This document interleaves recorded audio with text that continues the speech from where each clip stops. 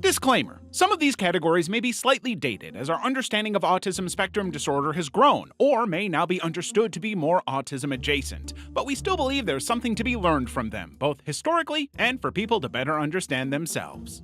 Autistic disorder, classic autism.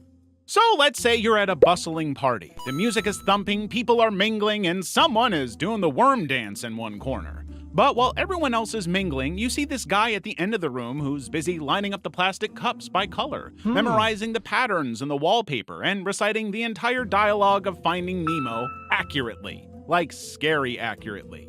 Well, what you've just witnessed is classic autism in action. And guess what? That's not being weird. That's just a different way of showing up in the world. Classic autism, also called Kanner's autism, which was named after Dr. Leo Kanner, who first described it in 1943, is like the vintage vinyl of the autism spectrum, aka where it all started. Think of it as the OG blueprint for autism diagnoses before terms like autism spectrum disorder became the umbrella phrase we use today. One of the key characteristics of classic autism is a different style of communication. People with classic autism may be nonverbal, have delayed speech, or use alternative ways to express themselves, like gestures, sign language, picture boards, or scripting, aka repeating lines from movies or shows, sometimes with Oscar-worthy deliveries. Some individuals also experience echolalia, where they repeat words or phrases they've heard. Think of it as being your own personal hype man. If you hear someone repeating what you just said, don't assume they're mocking you. They might be using repetition to understand and process language. Another major characteristic that's often seen in children with classic autism is how differently they interact socially. While maintaining eye contact and small talk can come easy for you, a person with classic autism would find this very difficult. In fact, asking them to make eye contact can feel as bad as asking them to literally stare into a solar eclipse. Then there's the almost ritualistic routine process they have. For a person with classic autism, routine is sacred. If lunch is always exactly at noon with the same brand of apple juice, then having lunch at 12:05 or even changing that apple juice is basically a betrayal of the highest order. You wouldn't swap someone's morning coffee with decaf and expect peace, right? Same vibe. Classic autism is typically diagnosed in early childhood, often before age 3, and just so you know, autism is lifelong. Asperger Syndrome. Imagine someone walks into a party. Everyone's chatting about weather and brunch and who ghosted who on Hinge.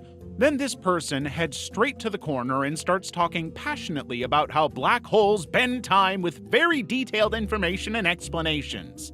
If someone says, "You should smile more," they'd probably reply with, "Why, this isn't a toothpaste commercial." This is basically Asperger Syndrome, a type of autism characterized by strong language development and average to above average intelligence. We're talking smart, like casually knows 5 dead languages and how jet engines work smart. But when it comes to social situations, that's where things can get spicy. See, most people have invisible social software running in the background. It reads body language, tone, facial expressions, and tells you stuff like when to change the subject if people seem bored, or maybe don't bring up dinosaurs during the funeral. But for people with Asperger's, that social software isn't installed by default. Instead, they learn it manually, like installing Windows 98 from a CD-ROM. They may use scripts like, "Hi, how are you? I'm fine, thanks," or rules like, if someone looks at their phone while you're talking, then they might be bored, to navigate conversations. And no, it's not that they don't care. Quite the opposite. They often care deeply, but need help decoding the very weird, very messy, very inconsistent way humans communicate. I mean, who decided that "I'm fine" sometimes means "I'm mad at you"? Now, one thing you should also know is that people with Asperger's don't do casual. If they love trains, they don't just ride them, they know the history, mechanics, schedule, and probably have a spreadsheet called Express Your Feelings. Whether it's dinosaurs, astronomy, Minecraft, World War II, coding, silent films, or penguins, they go deep. Not fun fact deep, but PhD in passion deep. They're basically walking encyclopedias with Wi-Fi powered by curiosity. Also, if you're enjoying our video so far, please subscribe. Pervasive Developmental Disorder, PDD-NOS. So, you're invited to this birthday bash for people on the spectrum, and everyone is expected to wear a particular color. Say red for autism, blue for Asperger's, green for Rhett Syndrome, you get the idea. But then, this beautiful lady walks in wearing a whole rainbow outfit, and even though the bouncer is a little confused and not exactly sure which group she fits into, he's still definitely sure she belongs at this party. That, in a nutshell, was PDD-NOS. PDD-NOS, short for Pervasive Developmental Disorder not otherwise specified, was like the wild card drawer for autism diagnoses. Let's say a kid talks early but doesn't quite get social rules. They're hugging strangers one minute and hiding under tables the next. Or maybe they're organizing their toys like a junior librarian but then totally fine going off schedule at school. This shows signs of classic autism but doesn't exactly check all the boxes of it. And that's where PDD-NOS came in. It was the "you're on the spectrum but not quite in the center of it" label. Basically the psych version of "it's complicated." People with PDD-NOS were often walking contradictions, but in the coolest way possible. They could be great with language but wouldn't quite read the room. Some also struggled with eye contact, had unusual speech patterns like sounding super formal, robotic, or repeating things, but what really set PDD-NOS apart was that it didn't come with a copy-paste symptom list. It was custom-coded so each person had their own remix of traits, and honestly, that made them fascinating. However, in 2013, the big boss of diagnoses, aka the DSM-5, rolled all the PDDs into one big tent called the Autism Spectrum Disorder. But even though it's not an official diagnosis anymore, understanding it still matters, because it proves that not all developmental differences are black and white.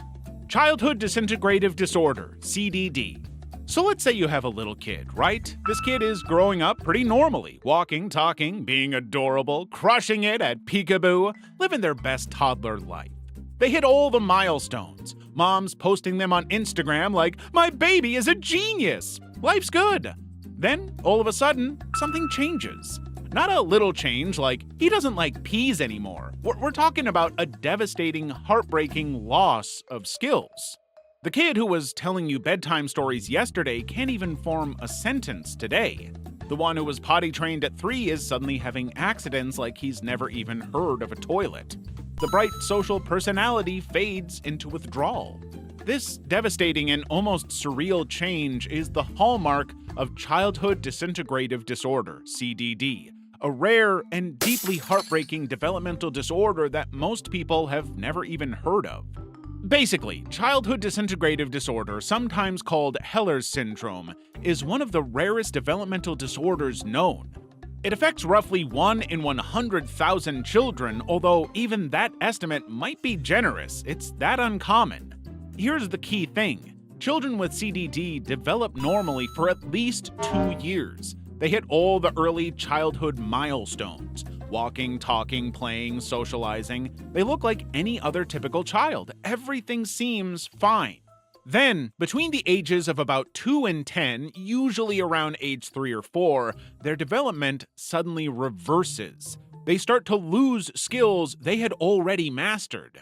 This isn't just a temporary setback or a quirky phase. It's a profound and often permanent regression in multiple areas of functioning, such as language skills, both speaking and understanding, social engagement, motor skills, and basic movements like running, drawing, feeding themselves.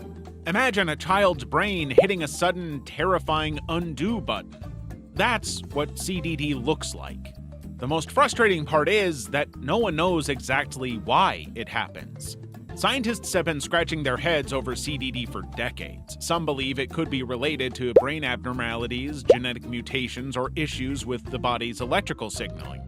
Others think environmental factors might play a role. One thing we do know, it's neurological, meaning it starts in the brain. But even with brain scans, blood tests, and other medical magic tricks, a single clear cause remains elusive. And it's now technically considered a very rare and severe form of autism.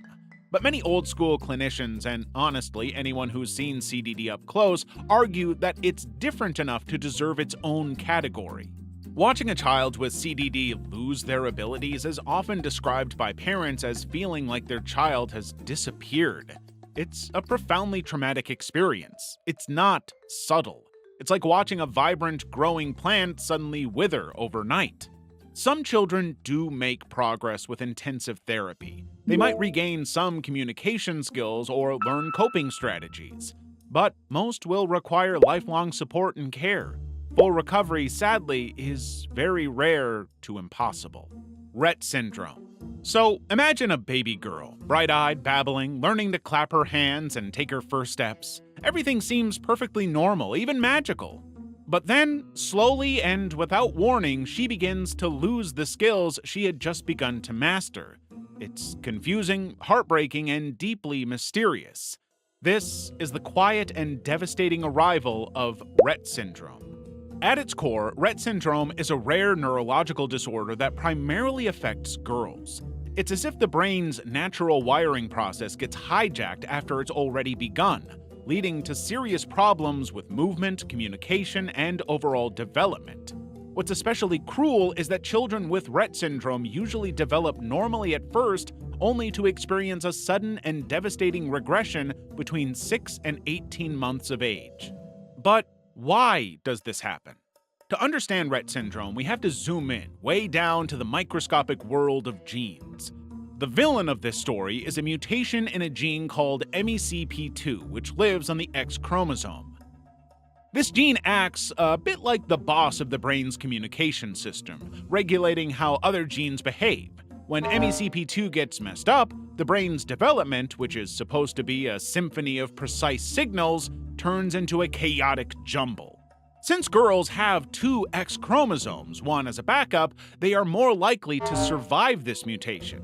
Boys who only have 1 X chromosome are usually hit much harder by MECP2 mutations and often don't survive infancy. In this strange twist of biology, Rhett syndrome becomes a condition that nearly always affects girls. After what seems like normal early development, children suddenly lose skills they had previously mastered, like speaking, walking, or using their hands. Hand movements become especially noticeable. Many girls develop repetitive, almost compulsive motions like ringing, clapping, or tapping their hands. Breathing problems, seizures, scoliosis, and difficulties with eating and swallowing often follow. One of the most important things to understand, though, is that the mind is still very much alive inside. Many girls with Rhett syndrome understand far more than they can express. They're trapped inside bodies that won't obey them, trying to find ways to connect with the world. Rhett syndrome is extremely rare, affecting about 1 in every 10,000 to 15,000 live female births. To put that in perspective, you have a better chance of winning a weird small-town raffle and getting struck by lightning on the same day than meeting someone with Rhett casually.